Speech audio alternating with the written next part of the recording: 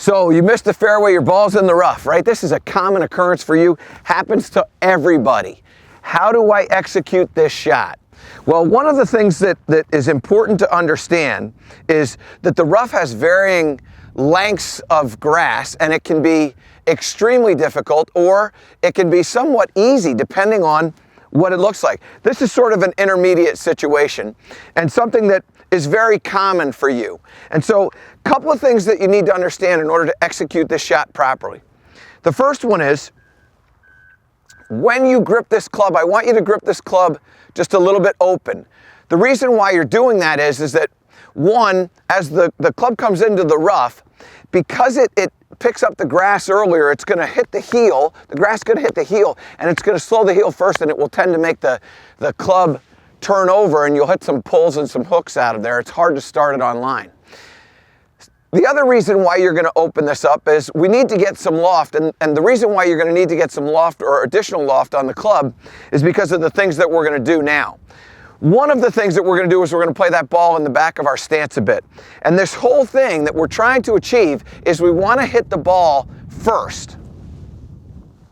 And what I mean by that is that if I have that ball too far forward, I'm probably going to run into some of this grass well before the ball, and bad things are going to occur as a result. So I want to make sure that I'm going to move that ball into the back of my stance a little bit, and I also want to feel like I'm standing a little bit closer. Now this closer, getting closer to the ball, what it's going to do is it's going to allow me to get a little steeper on this. So putting the ball back allows me to get steeper.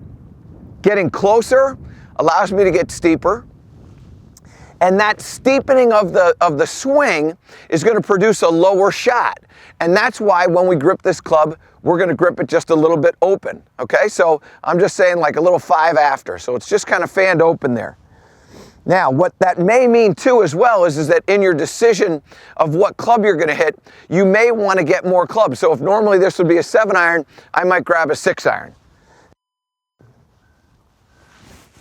Ball back a little bit closer. And then I'm going to just set some weight on my forward leg here. So I'm a little bit more into my left side. Now again, that's also a steepening maneuver, which is also going to flight the ball down a little bit lower, which also then means that's why we have to open that club face a little bit. So you can understand the reason why we're going to open that club face at the start, because the things that we're doing in the pre-swing are going to assist me with hitting the ball first, but it's also going to cause this ball to come out a little bit lower. So we need a little bit more trajectory. Finally, the thought process that we're going to have when we do this is we're going to try to let this club get just a little bit outside. And what you're also going to notice is that I've gripped down on that club just a little bit as well. And as I've gotten closer and done the things that I'm doing, that narrowness is going to make this club shaft need to be just a little bit shorter.